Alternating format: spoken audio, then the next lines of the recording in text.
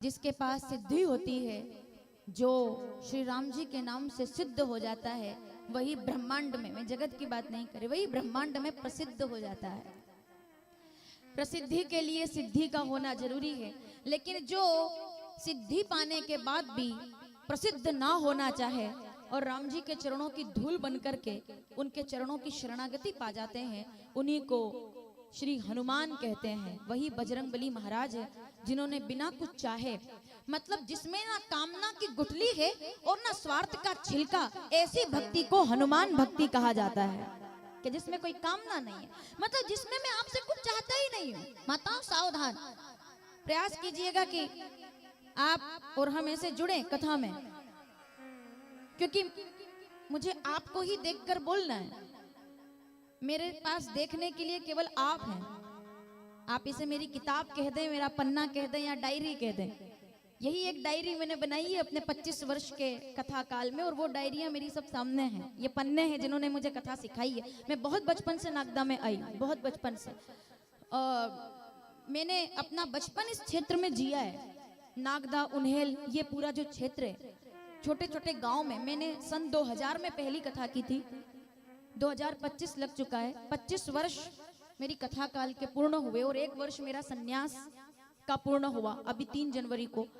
तो बहुत बचपन से नागदा में आई, और नागदा ज्ञानियों की भूमि है, ये वैरागियों की भूमि है यहाँ। और एक बात और कहना चाहूंगी, मैं जितना नागदा को जान पाई हूँ, ये ज्ञानियों से ज्यादा जागृत लोगों की भूमि है।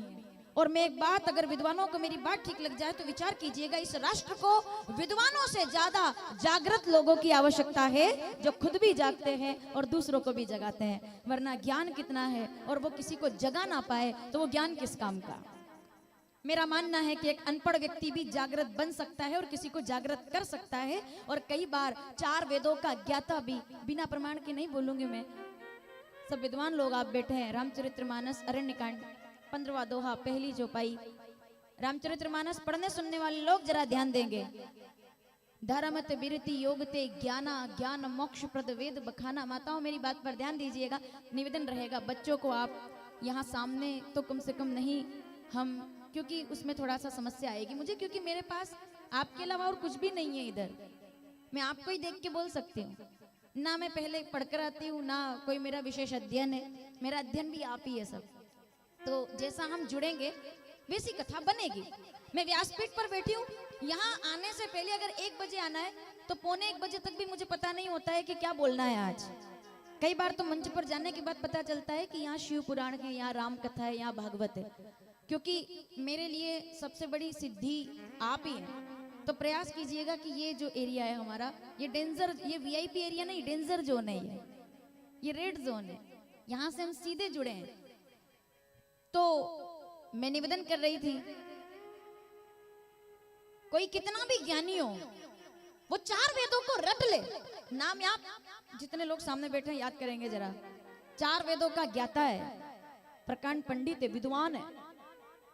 एक शब्द बोलूंगी और नाम आपको समझ में आ जाएगा। विश्रवा की संतान है, पुलस्त्य का कुलभूषण है, वेद कंठस्थ किए उसने। जब तांडव स्तोत्र बोलता है तो देवता सोचते हैं कि कौन से पन्ने पर लिखा है इसका अर्थ। इतना ज्ञानी व्यक्ति, मैं बहुत विनय के साथ ये बात कह रही हूं आपसे, इतना ज्ञानी व्यक्ति। हमारा तो एक सिर है, लेकिन उसके तो 10 सिसता है 20 भुजवंडा। नाम मैं भूल गई, बस वो आप मुझे याद दिलाएंगे। और जब मैं पूछूं तब, जब ऐसे पहले बोल दोगे तो मेरे को पहले याद आ जाएगा। पेपर लीक ना करें आप, जब मैं पूछूं तब मुझे बताना। माताओं सावधान, पीछे तक बैठी माताएं, जो स्क्रीन के सामने, वो मैं बराबर, जितना आप मुझे पास से देख रहे हो इतना मैं आपको पास से देख रही हूँ। नाम याद करना जरा। 10 सिसता ही 20 भुजवंडा। लोग भी सोचते थे क्या बात कर रहे हो आप। हम सुनेंगे आगे कथा में अभी कि जब वो रामेश्वर भगवान की स्थापना करने जाता है तो पूछते हैं कि योग, लग्न, ग्रह, बार, तिथि कैसे पता करेंगे। उसने कहा सब तो बंदी पड़े हुए मेरे यहाँ, सब ग्रहों को एक लाइन में लगा दूंगा, आप बताओ रामेश्वर स्थापना कब करनी है। ये विस्तार से मैं आपको आगे सुनाऊंगी। मतलब शनि, कुबेर, मृत्यु, 9 ग्रह, समस्त देवता जिसके यहाँ हाथ जोड़कर खड़े हैं, वो कितना ज्ञानी रहा होगा और कितना बलवान रहा होगा और कितना धनवान रहा होगा। कि पुष्पक विमान में आता जाता है, जब किसी ने फ्लाइट का नाम भी नहीं सुना था, तब वो फ्लाइट की ओर, जिसको कहते हैं प्राइवेट प्लेन, किसके पास? पुष्पक विमान किसके पास? सोने की लंका किसके पास? चार वेदों का ज्ञान किसके पास? अथाह साम्राज्य किसके पास? और सबसे बड़ी बात, चार वेदों का प्रकांड विद्वान होने के बावजूद भी वो चार लोगों को भी अपने जीवन में जगा ना सका, तो ऐसा ज्ञान किसी काम का नहीं है। तो चार वेदों के ज्ञानी से तो जामवंत जी जैसे एक बुजुर्ग की जागृति काम आ गई कि रावण तो जाकर के किसी को नहीं जगा पाया, लेकिन जामवंत जी ने हनुमान को जगा दिया, जिसने सुंदरकांड जैसे पवित्र सोपान को हमारे सामने रख दिया। समझ में आया आपको? ज्ञानियों से ज्यादा जागृत करने वालों की आवश्यकता है, जो जगाए, जो जागे और जो जगाए, जो आपसे कह सके कि मैं शुरू करती हूं, आप पूरा करेंगे। उठ जाग मुसाफिर, और कितना सोना है और कितना भटकना है, अब रेन कहां जो।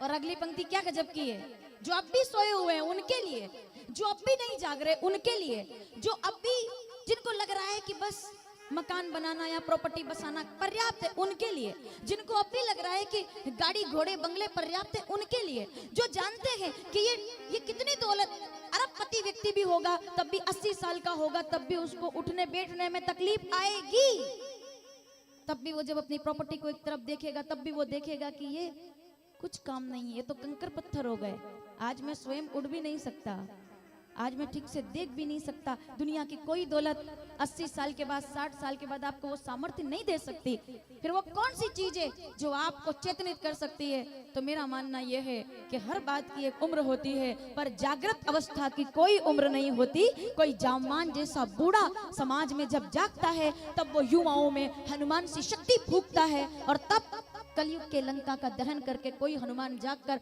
और दुनिया को बताते हैं कि कवन सो काज, कोई जगाने वाला। आज की कथा ही यही है भाई, अगर कोई जगाने वाला ना होता, कोई फूंक मारने वाला ना होता, तो रामचरितमानस आज होती नहीं हमारे बीच में। किसने जगाया और कौन जागा? रामचरितमानस को प्रणाम करके, मंगलाचरण की वंदना करके, वर्णा नाम अर्थ संगा नाम रसा नाम छंद सामपि मंगला नाम चकरतारो वंदे वाणी विनायको, सबको वंदन करके प्रार्थना करके भवानी शंकरो वंदे श्रद्धा। आहा क्या बात है। इस कथा के रथ के दो पहिए, श्रद्धा और विश्वास। भोलेनाथ और माता पार्वती श्रद्धा विश्वास रूपिणो। तुलसीदास जी ने प्रथम उनको मंगलाचरण में प्रणाम किया, गुरु को प्रणाम किया, संतों को प्रणाम किया, महंतों को प्रणाम किया, सज्जनों को प्रणाम किया और दुर्जनों को भी, क्योंकि मेरा नहीं, पीछे तक के बैठे लोग अगर मैं ठीक बोलूं तो विचार करना, मेरा नहीं पर तुलसीदास जी का ऐसा मानना है कि किसी अच्छे काम को करना है तो सज्जनों को खुश रखो, और किसी अच्छे काम को सफलता से करना है तो दुर्जनों को खुश रखो, वो ज्यादा जरूरी है। ये तुलसीदास जी ने सिखाया है, ये मैंने नहीं, तुलसीदास जी ने कहा है। क्षमी ही सज्जन मोरी ढिठाई, सुनिए ही बाल वचन पहले ही सरेंडर। जब तुलसीदास जी जैसे महाकवि सरेंडर कर देते हैं तो जो बालक का तो तेरी बात, मैं तो क्या 35 साल की उम्र में आप लोगों को ज्ञान दे सकती हूँ। आप मुझसे बुजुर्ग लोग बैठे हैं, मेरे लिए सबसे बड़ी अनुशंसा ये है कि आप समझ रहे हैं, आप मतलब ये तुलसीदास जी का कहना है, किसी आयोजन को सफल करना है तो सज्जनों को मनाओ, और उसको ज्यादा सफल करना है तो दुर्जनों को पहले मनाओ। आयोजन अपने आप या कोई भी कार्य, शादी का, विवाह का कोई भी कार्य, हम सबसे पहले उसको संभालते हैं जो सबसे ज्यादा उत्पाती हो। सबसे पहले अगर हाथ जोड़ करके उनको आगे कुर्सी पर आगे बिठा दोगे ना तो पूरी शादी ठीक ठाक तरह से हो जाएगी। सबसे ये सामाजिक नियम है, ये पारिवारिक, ये तो तुलसीदास जी ने भी किया है, सबकी वंदना की। लेकिन इस कथा की जागृति के लिए कोई तो होगा जो इस आयोजन का कर्णधार बना होगा, इस राम कथा का, रामचरितमानस जो घर घर तक है। सबसे पहले रामचरितमानस को प्रणाम करते हैं माताओं, सबसे पहले रामचरितमानस को प्रणाम करते हैं। रामचरितमानस से पहले श्री राम दरबार को प्रणाम करते हैं। श्री राम दरबार से पहले गोस्वामी तुलसीदास जी महाराज को प्रणाम करते हैं। लेकिन क्या यहाँ कहानी रुक जाएगी? नहीं। अब तुलसीदास जी से पहले कौन? हाँ ठीक है, वाल्मीकि जी को प्रणाम करते हैं, वो तो आदि कवि है। लेकिन अगर तुलसीदास जी से पहले किसी को प्रणाम करना हो तो फिर किसको प्रणाम किया जाए? मैं बहुत आदर के साथ जितने लोग इधर बैठे कहना चाहूंगी कि हम राम जी को प्रणाम करें, हम राम दरबार को प्रणाम करें, हम रामचरितमानस को प्रणाम करें, हम तुलसीदास जी को प्रणाम करें, लेकिन तुलसीदास जी से पहले भी हम उस देवी पत्नी को प्रणाम करेंगे जिसने तुलसीदास जी को महाकवि तुलसीदास बनाने का कार्य किया, फूंक लगाई। और उस तत्व का नाम क्या है? वो एक तत्व जिसने एक सामान्य से पति को महाकवि बनने के लिए प्रेरणा प्रदान कर दी। माताओं, याद है ना आपको? वो देवी रत्ना, हम पहले रत्ना को प्रणाम करते हैं। अगर रत्ना तत्व अगर किसी पति को जागृत ना करे तो वो पति कभी रघुपति की शरण में, पति को रघुपति तक पहुंचाने के लिए रत्ना जरूरी है। रघुपति की कथा को घर घर तक पहुंचाने के लिए, सुना होगा आपने इस प्रसंग को, ये कथा राम कथा का प्रारंभ बिना रत्ना के भाई ना। आप कितना बड़ा भव्य राम मंदिर है, लेकिन फिर भी उन लोगों के, जिन लोगों ने रक्तदान किया है अपना, उनको प्रणाम किए बिना राम मंदिर की सीढ़ियां चढ़ने का अधिकार हमको नहीं है। जिन लोगों ने अपने प्राणों की आहुति देकर के राम मंदिर का निर्माण की नींव रखी, वो उस समय जीवित नहीं थे जब ये नींव रखी गई, लेकिन उनका कार्य कार सेवक के रूप में आज भी पूजा जाता है, क्योंकि वो नींव की ईट में, हर मंदिर में कुमकुम चावल के साथ पूजन होता है, लेकिन कार सेवकों ने अपने रक्त से पूजन किया है राम जन्मभूमि का। तब जाकर के आज श्री राम राघवेंद्र सरकार आज वहां मंदिर के स्वरूप में विराजमान है। तो नींव की ईट कोई तो होता है ना, जो दिखता नहीं है लेकिन काम उनका सबसे बड़ा होता है, और वो कौन है? वो रत्ना है। कैसे? आप लोग तो कथा जानते हैं, उनके बिना ये राम कथा पूरी नहीं हो सकती। तुलसीदास जी अपनी पत्नी से बड़ा प्रेम करते थे, सुनेंगे थोड़ा सा? चलिए। एक सामान्य ब्राह्मण जो त्रिकाल संध्या करते हैं, जो पूजा करते हैं, जो प्रार्थना करते हैं, वो कोई सामान्य व्यक्तित्व नहीं था। लेकिन धूल जम जाती है कभी कभी, कभी कभी राख जम जाती है, और हमको पता नहीं चलता कि कौन सा पत्थर है और कौन सा हीरा है। उस हीरे को परखने के लिए कभी कभी एक फूंक की जरूरत होती है। और यहाँ जितने लोग बैठे इस बात से सीधी रिलेट करेंगे कि कहीं ना कहीं कोई ना कोई होना चाहिए जो आपको जगा सके, जो आपको नींद से उठा सके, जो आपकी भ्रांति तोड़ सके कि तुम वो नहीं हो जो तुम बन रहे हो। तुम्हें वो होना है जिसके लिए तुम दुनिया में गड़े गए हो, जिसके लिए तुम दुनिया में आए हो। तुम्हारा एक संकल्प है, एक उद्देश्य है। ये राम कथा जागृत करती है हमारे। हर व्यक्ति कुछ न कुछ नया काम लेकर आया है। हर व्यक्ति 64 कलाएं होती है। 16 कलाएं तो वो है जो दिखाई देती है, 64 कलाएं होती है, हम उस पर आगे चर्चा करेंगे। हर किसी में 64 में से एक कला तो होती है, और जिसके पास 16 हो जाती है वो श्री गोविंद हो जाते हैं या चंद्रमा हो जाता है, ठीक है। जिनके पास 12 कला हो जाती है वो श्री राम हो जाते हैं, और जिनके पास 16 कलाएं पूर्ण हो जाती है वो घनश्याम हो जाते हैं। लेकिन उसमें से कहीं एक दो कला किसी के पास हो जो आपकी उस कला को जगा दे, उसी को रत्ना कहते हैं। कि आप किसके लिए हो? आप सामान्य ब्राह्मण नहीं हो, आप आदि कवि हो। ये जगाने का मौका कोई मिले तब राम कथा का निर्माण होता है। आइए जरा देखें। बहुत प्रेम करते थे रत्ना से। अब ये विषय बहुत अच्छा है भाई। प्रेम पर बहुत कुछ बात करनी है मुझे आपसे। हम बात करेंगे प्रेम पर तब बात करेंगे जब हम आगे आने वाले दिनों में, मैं चाहूंगी कि आप अपने बच्चों को भी अपने साथ लेकर आए कथा में। हम प्रेम की बात करेंगे। जब युवा लोग कथा में आए तो हम प्रेम की बात करेंगे। जब बहनें कथा में आए तो हम प्रेम की बात करेंगे। तब उस विषय को मैं आप लोगों के बीच में रखूंगी, इसलिए अपने बच्चों को कथा में लेकर आइएगा। क्योंकि कथा, मैंने कहा ना, ये निर्वाण के लिए नहीं है कि बस शरीर छूटा और निर्वाण हो जाए, या कोई कॉलोनी कट रही है ऊपर स्वर्ग में कि हम कथा सुनेंगे। ये अभी तक की भूमिका रहती है कि कथा सुनने से, भगवान का भजन करने से स्वर्ग मिल सकता है, ठीक है, या पूजा करने से स्वर्ग मिल सकता है। माताओं, एक बात ध्यान रखिएगा, स्वर्ग तो ठीक है मिल ही जाए, कोई बड़ी बात नहीं है। स्वर्ग मिलना, पीछे तक के बैठे लोग सावधान, स्वर्ग मिलना बड़ी बात नहीं है। जीते जी जीवन को स्वर्ग बनाना बहुत बड़ी बात है। मरने के बाद स्वर्ग की इच्छा रखने वाले लोग जब जीते जी अपने जीवन को स्वर्ग बनाते हैं, तब जाकर के उनके जीवन का कोई निष्कर्ष निकलता है कि मैं स्वर्ग पाना नहीं चाहता। नागदा के लोग जब कोई पूछे कि राम कथा से क्या सुनकर आए, तो बताना कि मैं आज से स्वर्ग पाना नहीं चाहता, मैं तो अपने घर के आंगन को स्वर्ग बनाना चाहता हूँ। मेरा आंगन स्वर्ग बने, ऐसे मेरे विचार हो। मेरा घर मंदिर। और पहले के बुजुर्ग लोग बैठे, मैं विषय से बाहर ना जाऊं, लेकिन फिर भी माताओं से पूछना चाहूंगी, जितने बुजुर्ग माताएं बैठी हैं यहाँ, 60 वर्ष की, 70 वर्ष की या 55 से आगे जितनी माताएं बैठी है, मुझे बताइएगा, जो स्वर्ग का एहसास आप लोगों ने आज से 20 या 25 साल पहले अपने आंगन में किया होगा। आज चाहे मकान कितना ही खूबसूरत क्यों ना हो गया हो, लेकिन आपको भी याद आता होगा, कभी कभी मुंह से निकल जाता होगा कि जितना आनंद गाय के गोबर से लीपे हुए आंगन में मिलता था, आज दुनिया की किसी इटालियन मार्बल में वो आनंद है क्या? मुझे बताइए। जो आनंद दादी के पास बैठने से मिलता था, जो आनंद दादाजी, मतलब आप, मैं क्या कहूँ आपसे, जितने बुजुर्ग लोग बैठे और जितने नौजवान बैठे, सुनना, मंदिर की घंटी से पवित्र दुनिया में कुछ नहीं, लेकिन जितने पुराने लोग बैठे उनको पता होगा, माता की चूड़ियां और पिताजी की छड़ी की आवाज मंदिर की घंटी से भी ज्यादा पवित्र लगा करती थी उस समय घर के आंगन में। जब बुजुर्गों का, आज जब मैं बुजुर्ग माताओं को देखती हूँ और वो झरोके में से झांक रही है, हमारे जुलूस को देख रही हैं, वो देख रही हैं अपनी डूबी हुई आंखों से। उन्होंने कितनी दिवालियां देखी होंगी, कभी विचार करना इस बात पर। वो कितना दौड़ी होंगी, कितना भागी होंगी, उन्होंने कितने संघर्ष किए होंगे, उन्होंने कितना जीवन जिया होगा। वो भी जैसे घर की एक माता माला लेकर के मेरे पास गाड़ी तक आती है और एक अम्मा जी खिड़की में से झांकती है, क्योंकि वो उतना चलने के लायक नहीं है। कितना अंतर है दोनों में, कितना अंतर है। तब वो अम्मा जी उनको देखकर सोचती होगी कि थोड़े समय पहले मैं भी ऐसे दौड़ा करती थी, वो समय एक समय था, आज मैं बैठी हूँ, लेकिन फिर भी अगर कोई पूछे कि क्या कमाया है, तब वो बूढ़ी अम्मा क्या कहेगी कि मैं नहीं जानती कि मैंने कितना पैसा कमाया है, मैं नहीं जानती कितना धन कमाया है, लेकिन झुकी हुई कमर से दौड़ दौड़ कर जाना और भोलेनाथ को जल चढ़ाना, मैंने ये कमाया है और ये मेरी विरासत है।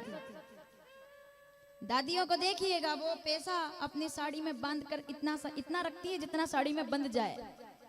और जब किसी बच्चे को, पोते को जाना होता है कि दादी पैसे दो, तो वो क्या कहती है? एटीएम। अब एटीएम का जमाना है, आजकल बच्चों को कार्ड दिया जाता है कि लो बेटा शॉपिंग करके आओ, है ना। लेकिन वो दादी, वो एटीएम नहीं देती, वो 1000 रुपए नहीं देती, वो तब अपने उस पल्ले से छोड़ करके वो 1 रुपया या वो 5 रुपए या वो आजकल तो 1 रुपया 2 रुपया तो मतलब कोई बात नहीं रही, लेकिन जिन लोगों ने अपनी दादी से 1 रुपया या 5 पैसा भी लिया होगा, वो जान पाएंगे कि स्वर्ग किसको कहते थे। और जमाने की दौलत मुट्ठी में बंध जाती थी जब कोई दादी अपने उस पल्ले से निकाल करके 5 पैसे लेने वाले लोग यहाँ बैठे होंगे, 25 पैसे वाले लोग, हमने 1 रुपया देखा है। तो मैं ये समझती हूँ कि जिन लोगों ने 5 पैसा देखा है, वास्तविक स्वर्ग तो उन्हीं ने देखा है, बाकी तो हम भौतिकता में जी रहे हैं।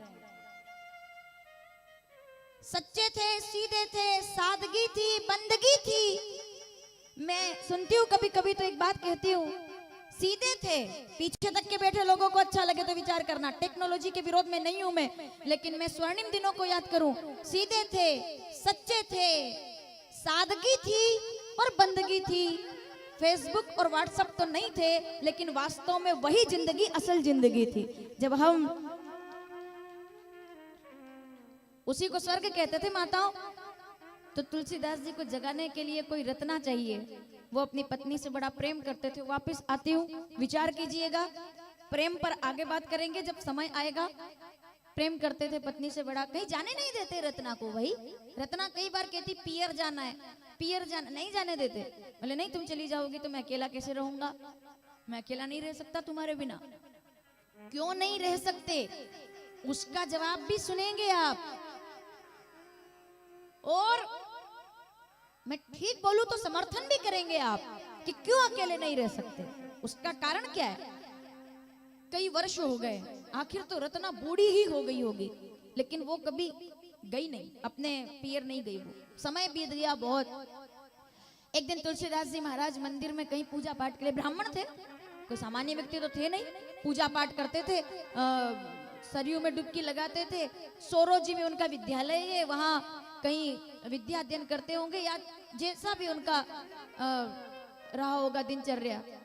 एक दिन वो थोड़े विलंब हो गया उनको आने में। दोपहर के समय रत्ना को खबर मिलती है कि परिवार में कोई घटना घटी है, किसी की तबीयत खराब हो गई, स्वास्थ्य खराब हो गया, तो अब इमरजेंसी है। अब तुलसीदास जी के आने का इंतजार नहीं हो सकता। ताला मांगा पड़ोसी से, क्योंकि आज तक इस घर में कभी ताला नहीं लगा था। रत्ना को कहीं जाना नहीं है तो ताला किस काम का, ताला था ही नहीं घर में। ताला मांगा और ताला लगा करके चाबी दे करके चली गई।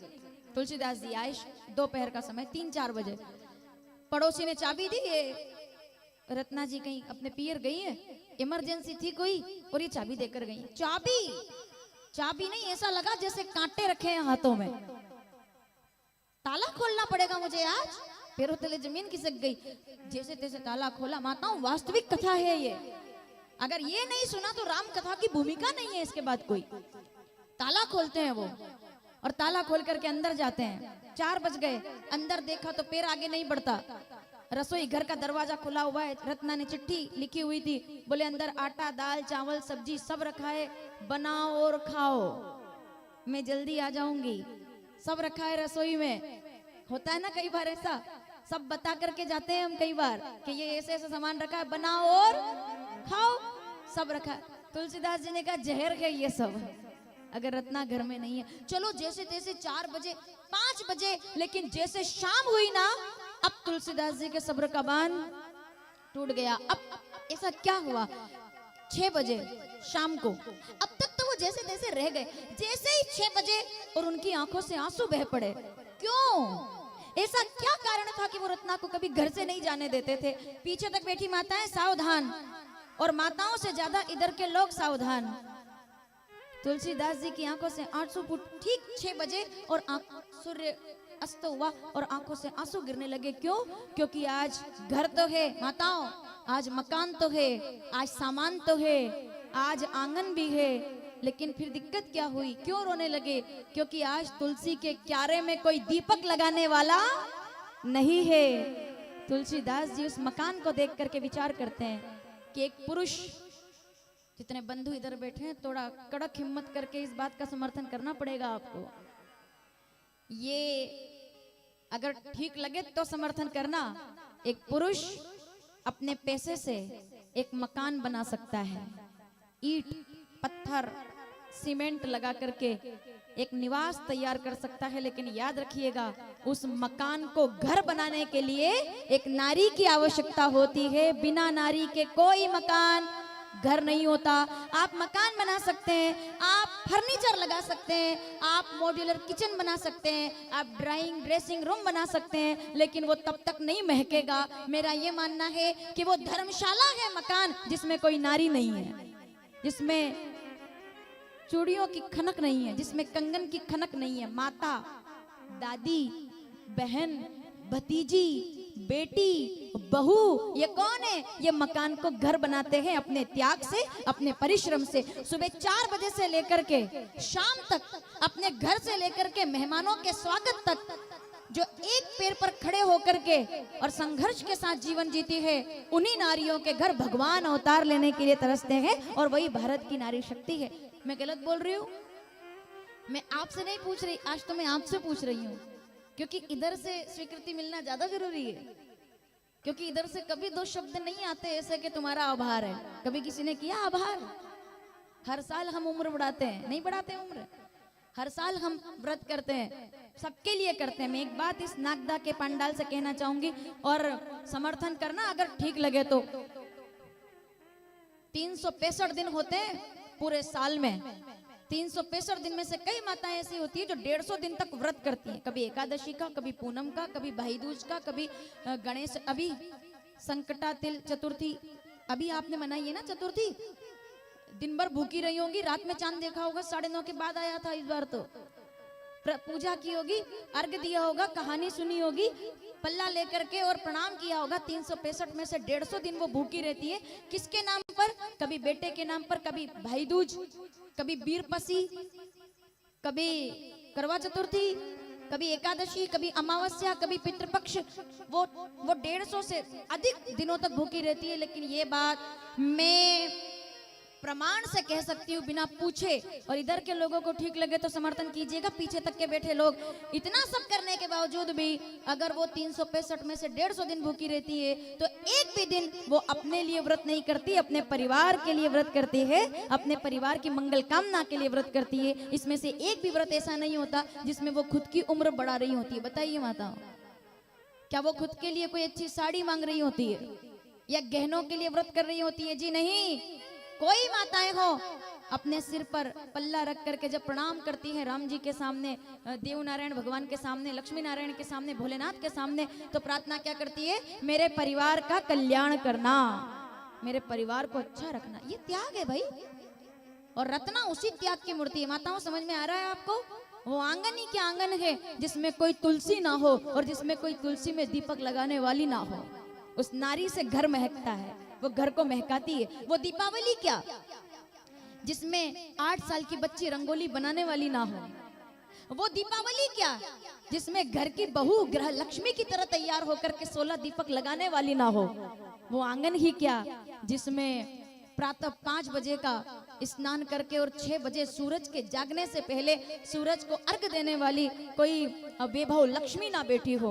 वो आंगन को सुंदर बनाती है, उसको आध्यात्मिक बनाती है, दीपक जलाती है, घंटी बजाती है और तब घर को लगता है कि हम जाग गए, घर जाग गया, क्योंकि घर की लक्ष्मी जाग गई है। ठीक है ना माताओं? कब याद आई रत्ना की? तुलसीदास जी को। दिन भर तो निकल गया, शाम को नहीं रह पाए। क्यों? क्योंकि दीपक कौन लगाएगा? कोई दीपक लगाने वाला तो हो। अपना काम ऐसा है कि जो इधर के लोग हैं, अपना ऐसा है कि चमत्कार को नमस्कार, कि कहीं अगर थोड़ा कुछ दिखे तो हाँ हम भी कर लेंगे, लेकिन तब भी कितना इतना बस, हाँ बस ठीक है। लेकिन उधर समर्पण का भाव है। जहाँ कहीं लगे कि भाई यहाँ प्रणाम करने से परिवार में भला होगा और हम समर्पित हो जाते हैं इसी समर्पण से। और इसका परिणाम क्या है? बिना प्रमाण के नहीं बोल रही हूं मैं। इसका परिणाम क्या है? इसका परिणाम ये है, मेरे साथ पूरा करेंगे सब लोग। भय प्रगट कृपाला। अब अगली पंक्ति में इसका जवाब मिलेगा, कौशल्या हितकारी। किसके लिए आए? कौशल्या के लिए। विप्र धेनु सुर संत हित, सब बाद में। कौशल्या हितकारी, नारी के लिए भगवान भी अवतार लेते हैं और आगे हम देखेंगे कि कैसे आते हैं भगवान। आपके त्याग के लिए माताओं मैं चाहूंगी एक बार जोरदार आप तालियां बजाएं, माताओं के मातृत्व के सम्मान में, इनके संघर्ष के सम्मान में, इनके त्याग के सम्मान में। रत्ना से प्रेम करते हैं तुलसीदास जी। रत्ना कौन है? रत्ना कौन है? चलो आगे सुनते हैं। तुलसीदास जी महाराज नहीं रह पाए, शाम हुई तो उन्होंने नहीं भागो भाई, घर में तो काटने के लिए घर दौड़ रहा है। आए वो चलते चलते पैदल, नदी आई गंगा, बोलिए गंगा मैया के। गंगा को देखकर प्रणाम किया, लेकिन गंगा पार जाए कैसे? बाढ़ आई हुई है नदी में, परीक्षा। मानो गंगा कह रही है कि तुलसीदास जी लौट जाओ, वरना जैसे हो वैसे नहीं रहोगे, लौट जाओ। लेकिन सामने देखा तो कोई बह गया था, उसका शव आ रहा था। तुलसीदास जी ने कहा बढ़िया हुआ नाव का इंतजाम हो गया, और बैठ गए शव के ऊपर, क्योंकि कुछ नजर ही नहीं आ रहा रत्ना के अलावा। आगे बढ़े, शव पर बैठ करके गंगा को पार किया और रत्ना के गांव में आए। तो पुराने समय का गांव रहा होगा, कोई बिजली की सुविधा तो होती नहीं होगी। आधी रात को 1:30 बजे पहुंचे। अब देखा कि अब अगर दरवाजा बजाता हूं तो लोग हंसेंगे कि ये कौन सा समय है मेहमानी में आने का। किसी को बिना बताए मैं रत्ना से मिलूं और रत्ना को वापस अपने साथ ले जाऊं, ये विचार है। दरवाजा नहीं बजाया, ऊपर देखा खिड़की खुली है और खिड़की में एक रस्सी भी है। प्रेम में अंधे तुलसीदास जी महाराज रस्सी को पकड़ करके, और रस्सी भी कैसी एकदम, ठीक है समझ गए आप। रस्सी पकड़ करके चढ़े और जैसे खिड़की को खोला धम से कूदे तो रत्ना घबराई, चोर चोर चोर चोर आया है। क्या चोर हो तुम? क्या तुम चोर हो? रुको। उजाला किया, भीगे हुए तुलसीदास। आहा क्या प्यारी कथा है। देखो आप, परिवर्तन का सूत्र कहाँ प्रकट होता है। भटके हुए तुलसीदास, बाल बिखरे हुए, आंखें लाल और कांप रहे तुलसीदास जी। मैं हूं रत्ना, अरे शोर मत करो, मैं हूं। स्वामी आप? अब जरा पीछे तक बैठी माताएं सावधान। रत्ना ने कहा आप? पहले प्रणाम किया, पत्नी है वो और पतिव्रता नारी है। प्रणाम। आप? क्या हुआ? घर पे सब ठीक तो है? इमरजेंसी में आए हैं आप? पहले ये बताओ आए कैसे? नदी में तो बाढ़ आई। बाबूजी गए थे, बोले दूसरे गांव नहीं जा पाए क्योंकि बाढ़। आप कैसे आए? बोले वो कोई बह गया था तो मैं आ गया शव पर चढ़कर। तो रत्ना कहती बिल्कुल ठीक बात है, आप ठीक कहते हैं, कोई बहुत इमरजेंसी बात रही होगी तभी। अभी तक रत्ना नहीं जानती कि क्यों आए हैं। इतना कुछ इमरजेंसी होगा इसीलिए आप शव पर बैठकर आ गए। ठीक है, लेकिन खिड़की तक कैसे आए आप? वहां तो कोई सीढ़ी नहीं थी। तो तुलसीदास जी कहते हैं एक रस्सी लटकी हुई थी खिड़की में, उस पर चढ़कर आया हूँ। रत्ना सोच रही है कौन सी रस्सी है, उसे हटा दूं। आज तुलसीदास जी आए, कल से कोई चोर भी तो आ सकता है। रस्सी किसने यहाँ पर बांधी है? तो रत्ना उजाला करके गई और कोई रस्सी नहीं है वहां, काला सांप है, और सांप भी एकदम कोबरा ओरिजिनल, ठीक है। और फूंक करके ऐसे उसने कुंडली लगाई हुई और बहुत लंबा था, तो वो तुलसीदास जी उसको पकड़ के, क्योंकि अंधे हैं। प्रेम में जब व्यक्ति अंधा होता है तो उसे कुछ भी नजर नहीं आता। देखिए भैया, वो प्रेम प्रेम नहीं हो सकता जो आपको अंधा बना दे। मैं बुजुर्ग लोगों से निवेदन करूंगी, मैं ठीक बोलूं तो मेरे विचार का समर्थन करना। प्रेम वो नहीं है जो अंधा कर दे। अरे प्रेम तो आपको जागृत करने वाले को प्रेम कहते हैं, अंधा बनाने वाले को प्रेम जो जगाए वो प्रेम है। समझ आ रहा? प्रेम जो जगाए वो प्रेम है। मोह और प्रेम में बड़ा फर्क है।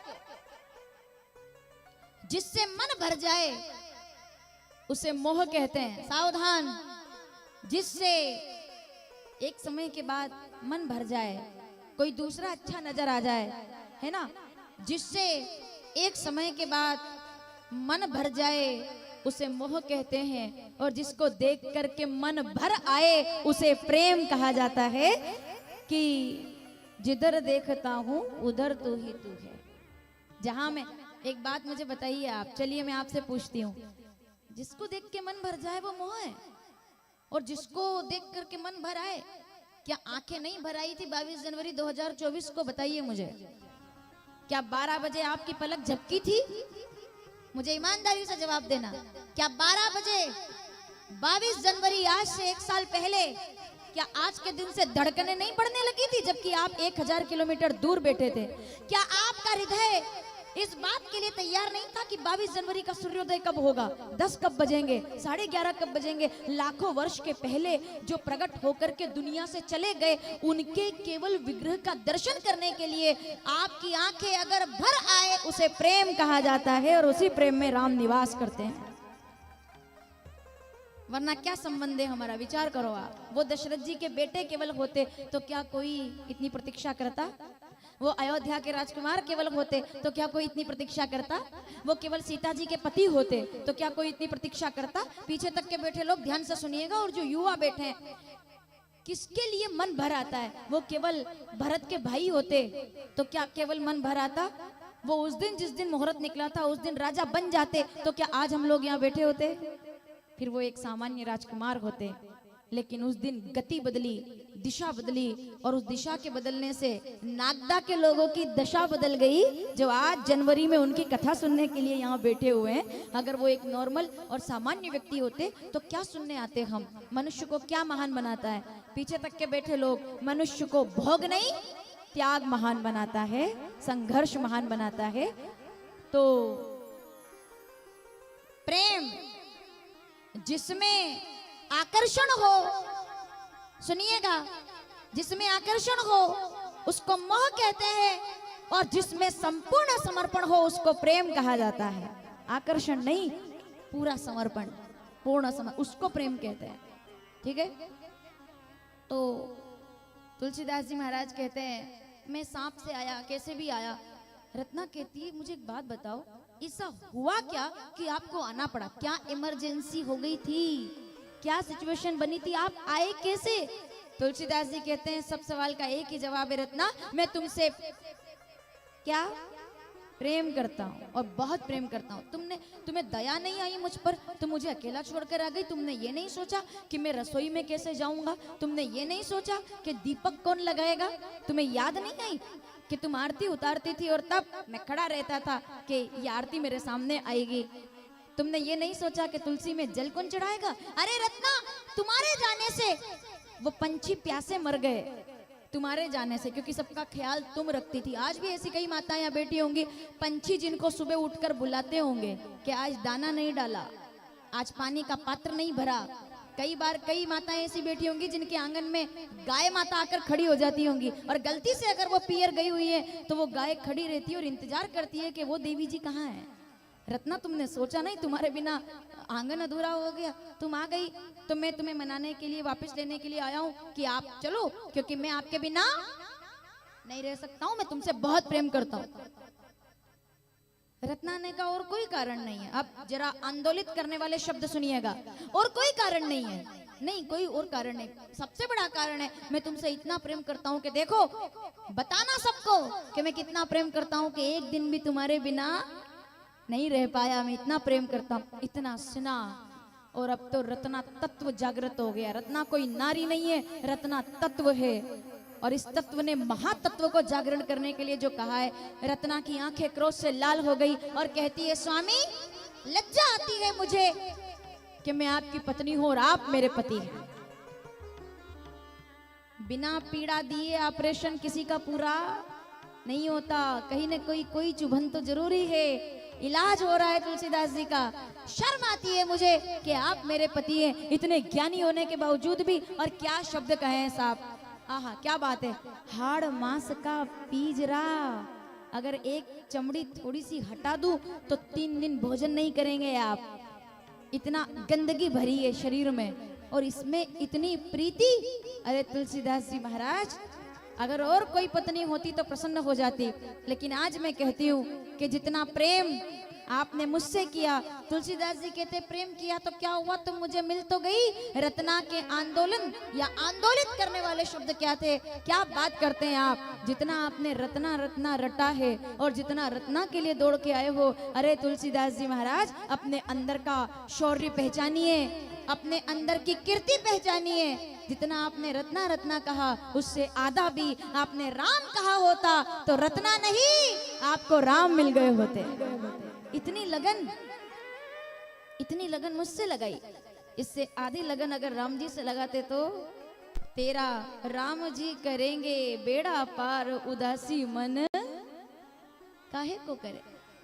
अरे इतना राम कह देते, फूक जैसे पीछे तक बैठे लोग सावधान, फूक की तरह जितना रत्ना रत्ना कहा उतना राम रट लेते। तो तुलसीदास जी हाथ जोड़ दिए, अगर मैं राम कह देता तो क्या हो जाता।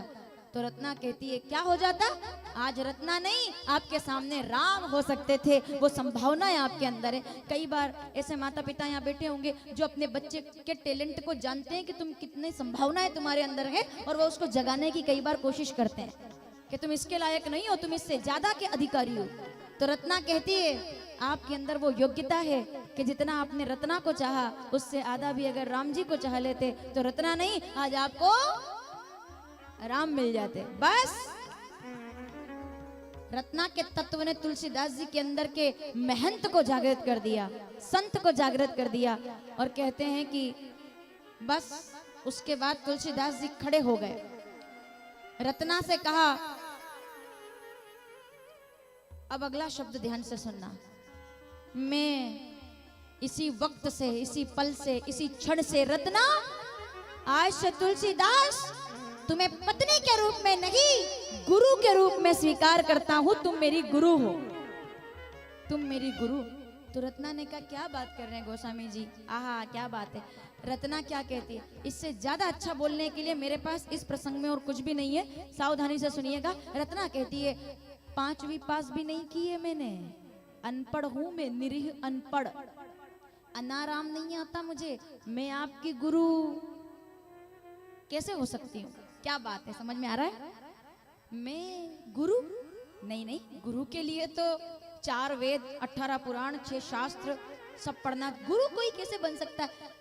मुझे गुरु कैसे मान रहे हो आप। अब पीछे तक के बैठे लोग सावधान, और कल अगर एक पंक्ति में आज की राम कथा को विस्तार देना पड़े तो अखबार में ये लिख देना कि क्या सुना आज की राम कथा में। रत्ना ने पूछा तुलसीदास जी से, अरे भाई फिर से बोलती हूँ, डॉक्टर इलाज करते हैं ना जब, तो पेशेंट से पूछते हैं कि how are you feeling now, अब कैसा लग रहा है। तो अब पेशेंट कहता है कि आई एम ओके, जो भी है कि अब मुझे ठीक लग रहा है। तो इलाज तो हुआ, पर क्या दवाई ने काम किया ये जानना जरूरी है या नहीं, बताइए। इलाज बराबर हुआ, अरे कोई गूंगा व्यक्ति है, उसका इलाज हुआ, पता कैसे चलेगा कि वो हुआ कि नहीं ठीक, बताइए? जब वो बोलेगा। कोई अंधा व्यक्ति है, आंखों की सर्जरी हो गई, ठीक है, पता कैसे चलेगा कि इलाज हुआ कि नहीं हुआ? पीछे तक बैठे लोग सावधान। कोई बीमार है, कैसे पता चलेगा कि वो ठीक हुआ कि नहीं हुआ? जब वो चलेगा, बोलेगा, हंसेगा, है ना? इलाज तो हुआ, लेकिन असर हुआ कि नहीं कैसे पता चलेगा? तुलसीदास जी के जवाब से पता चलेगा। रत्ना कहती है अनपढ़ हूं मैं, ये उन लोगों के लिए जवाब है जिनको लगता है कि 4 किताबें पढ़ लेने वाला डिग्री धारक ही केवल समाज में विकास कर सकता है। मैं शिक्षा के विरोध में नहीं हूं, लेकिन राम कथा के मूल मंत्र को पकड़िएगा। माताओं सावधान, समझ में आ रहा है? तुलसीदास जी ने, रत्ना ने पूछा मैं आपकी गुरु कैसे हो सकती हूँ? मैं तो अनपढ़ हूं, मैं गुरु कैसे हो सकती हूँ? अब देखिए इलाज हुआ कि नहीं। जवाब में क्या कहते तुलसीदास जी? रत्ना, अरे दुनिया के ज्ञान को जानने के लिए किताबों की जरूरत पड़ती है। जरूरी नहीं है कि जो ज्ञानी है वो आपको आत्मज्ञानी बना सके। इस दुनिया को जगाने के लिए, आखिरी पंक्ति पीछे तक बैठे लोगों के लिए, इस दुनिया को जगाने के लिए केवल विद्वानों की जरूरत नहीं है।